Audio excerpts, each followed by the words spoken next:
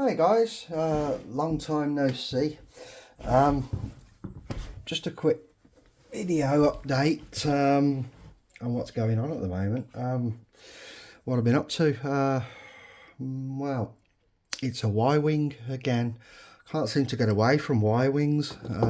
Maybe it's because I really like Y-wings. But this time, it's the Joe Johnston concept.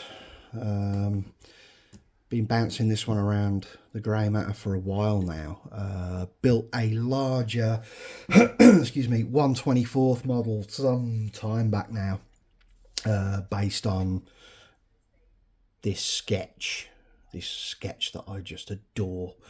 And that model's moved on, but I always wanted to do it again at a smaller scale because I like smaller models these days, and also I can display them in my living room so I can see them. Large models, I have to stuff them up in the attic and I never really get to see them, which is a bit depressing. So yeah, it ended up at 1/48 scale, and here we are. We did spacecrafts in March, and I took a resin casting of what would have been the vacuum form buck for the cockpit. This is one iteration of the cockpit.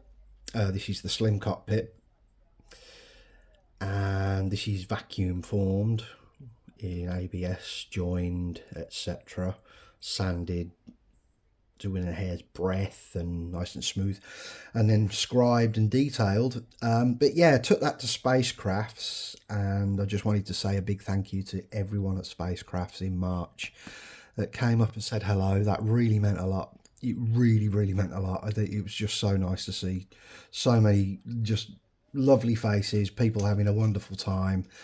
Chris Harwood put on an absolutely blinding day. It was just epic. Yeah, can't say enough good about it, and I can't wait for next year, being a 2-day event, so that's just going to be brilliant.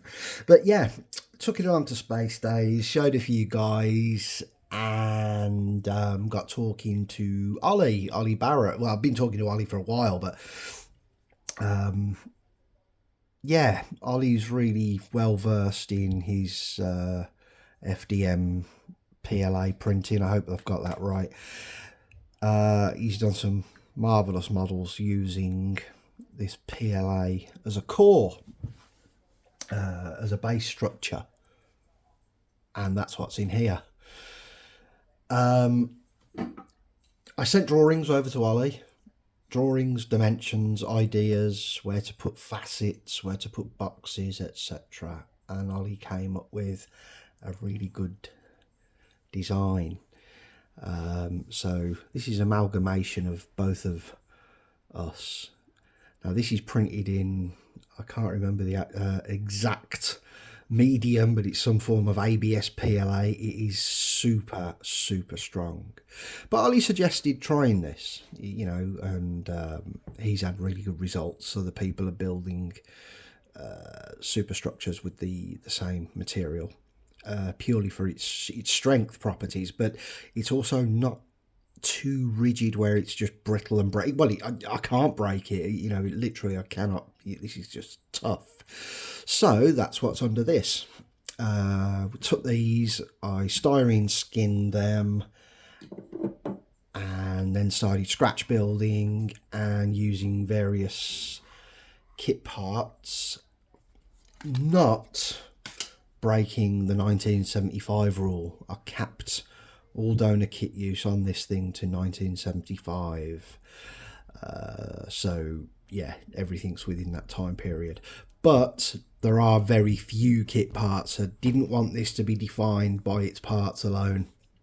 You know, there are some wonderful, beautiful builds out there of just concept Y-wings.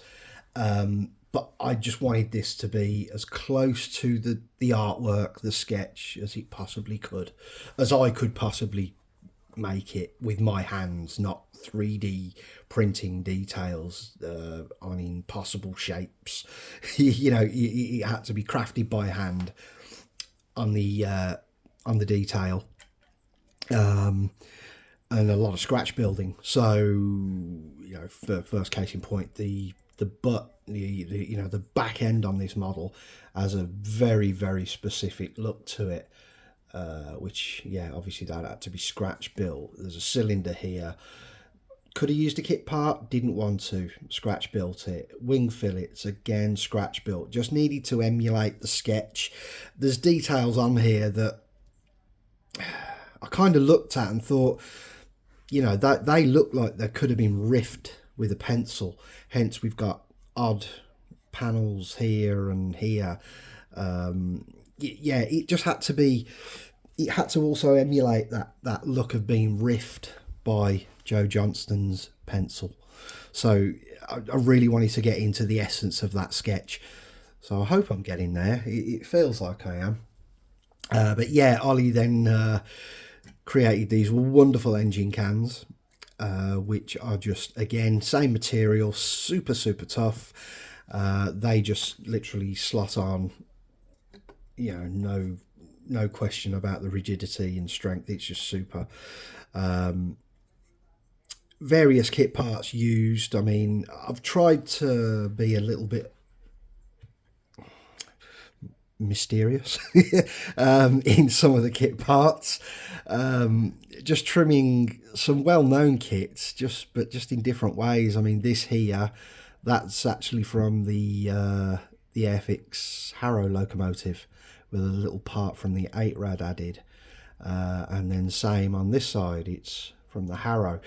It's a weird, odd looking shape. I'll show you on Ollie's, but it just screamed sketch, weird, doesn't make sense, so it had to be on there. The neck is, again, various scratch building, some 148 8 rad, some 143 Peterbilt, and then of course all of these are then resin cast by me. I mean, all these panels here, they're mostly styrene work. There's a little 8 rad panel there. You know, the Tamiya 8 rad had to make an appearance, didn't it?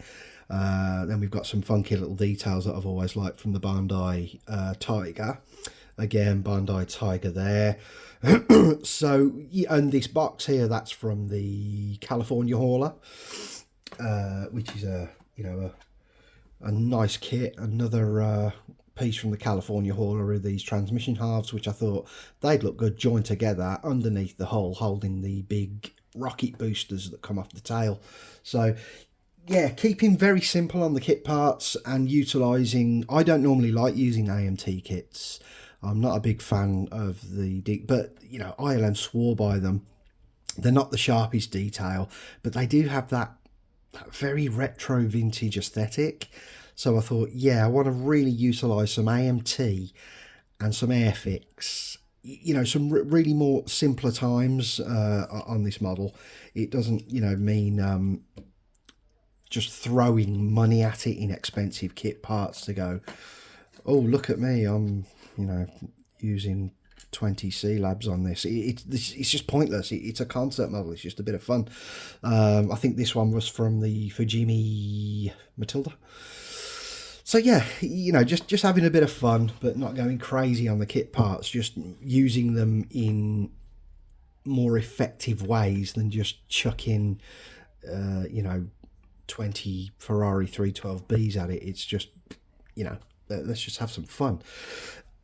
And scratch build, you know, not many people, well, people are scratch building these days. People are scratch building amazing stuff when you look at the likes of Scott Thibodeau and the work he's doing, and yeah, just insane bonkers stuff. Lassie Henning, yeah, you know, but yeah, the actual grassroots scratch building, it's nice to try and keep that alive rather than just chucking kit parts at it. Just try some just rudimentary shapes and detailing from, you know, Plastruct and Evergreen. But yeah, that's where we are on the hulls. What else? We've got the canopy that was made. That's a vac form. That just needs a couple of more stages of cleanup, and that'll be ready for moulding. Cockpits, as I said, there are two variants of cockpits. We've got chunky and we've got the slim one. Now the slim one has an absolutely blinding look from these kind of angles. Yeah, it's just got a much slimmer, sleeker, fast profile. And then we've got chunky, which this one was made purely for this shape here, which is in the sketch. So I had to create 2 sets of bucks, and then I created various cockpits. I mean, here's another iteration actually. I've got a box full of cockpits basically. I've got all sorts of just vac formed joined cockpits just to get the feel of the artwork. So what I'm going to do, the plan is I'm going to mould both of these, resin cast both of these, and finish both of them. They both fit the same canopy. The canopy actually, the canopy is actually engineered to fit both cockpits, but with a very different look. And then we've got the beginnings of the turret there. I've just cast the raw turret just to then start building details into that. And then what will come after these are moulded, because I've got some just filling work to do here, but after these are moulded, to keep things a bit more simple for moulding and casting, the bulkhead will be created, as well as the shroud here, which I've got a few vac pulls of. I've made some vac bucks and to get that done, but at a later date that'll get addressed. So yeah, we've got 2 iterations of cockpit which are going to be finished.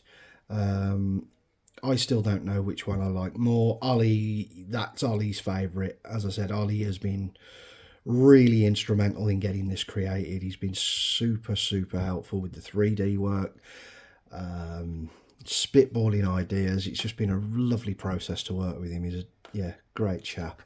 So naturally, you know, Ollie's getting one of the prototypes built for him, and so far everything's going well. Literally, we're not far off completing the top now, really. The rest of the top is just going to be styrene work, but then we got to get to the underneath, which is all styrene skinned apart from here. I need to do that. But yeah, the underside's going to be more free rein, and what we thought is not go too mental, but go a little bit more mental. But we'll see. You know what? I'll see what I can come up with for the underside, because other than where we view it here, there's not much you can see. You know, obviously you can't see, so we're just going to create some noise underneath with the same method, really. Emphasis on scratch building and small kit parts. So basically it's almost like making sub-assemblies. Like this was that was a plate, then a box, then I think, yeah, that was a Matra MS-11 plate in there, and a Hornet CV8 carrier part there, and that was just made as a sub-assembly, and then a little Churchill offcut there, and then resin cast. So it helped making little sub-assembly plates to go on. Obviously then you have to really take care on casting them as flat as you can, and then sanding them flat so they all lay down nicely. But so far so good. That's going pretty well for me at the moment, and I'm not the most amazing resin caster out there. I get by, but yeah, everything's going well so far. I just need to get to the cockpits, which the slim cockpit is actually moulded and ready. This is a new mould. I did mould it the other day and it was a failure, but this is a new mould, so I'm going to pour that very soon. So that's about where we are with these. And oh yes, sorry, engine plating. These are pulled, vac formed over bucks, and these are going to be cut and shaped and sanded and applied as the engine plating. So there's going to be styrene plating over that, which I thought that'd be quite fun to do, and a different way of doing it other than scribing and resin casting them. I don't want I know there's a lot of resin plant on, but I don't want this whole thing being resin. So it's an amalgamation of a lot of different techniques. There's 3D work here, PLA printing, styrene scratch building, styrene master patterning, or resin casting, vacuum forming. You know, it's a mix of everything, which is really, really fun. Domes are done. This is just a test pull. I just did a test pull, I think in 1 mil. It's all I had around me at the time. But the domes are actually done. This is just a trim pattern now. I've pulled a load of these in, I think it was 1.5 or 2 mil, might have been 2 mil, but I've got a load of these pulled which are ready for trimming, but obviously these won't be trimmed until I get at least the first, you know, leading edges of the engine's plating applied, so I can get these trimmed and snug. Yeah, that's about where we are. I mean, yeah, another that the base. I don't know whether you noticed the base. Ollie, the amazing Ollie, he came up with this little scorcher. This is just the prototype, just riffing ideas, but this was the idea for the base, which I absolutely love. The opening this was just like, wow, that's so nice. But yeah, really old logo, the really, really early logo, which I thought, yeah, that really fits. Just description of said model, and then he translated some Arabesh into FX model miniatures there, which was, yeah, it was kind of cool. So yeah, really nice display base. So as and when a production run happens, yeah, we're kind of riffing on what it can look like now. So fingers crossed everything goes well from here. But other than some tricky resin casting and molding and resin casting to do yet, yeah, it's making nice progress. The neck sides, those won't be bonded in until I'm going to be running some brass pipe to and fro here. So yeah, those are, the jury's out on how those will be arranged yet. But so far, all the plating over the hull, the styrene work, that's all working out pretty good. But yeah, that's about it for now. Just a rough update on what I'm up to on the humble little workbench. And to all those at Wonderfest this weekend, have a fab time. Really, what you're doing there, guys, just super, really super. The Van Nuys displays, just bloody wonderful. But yeah, everyone, enjoy yourselves, stay safe, and I'll speak to you all soon.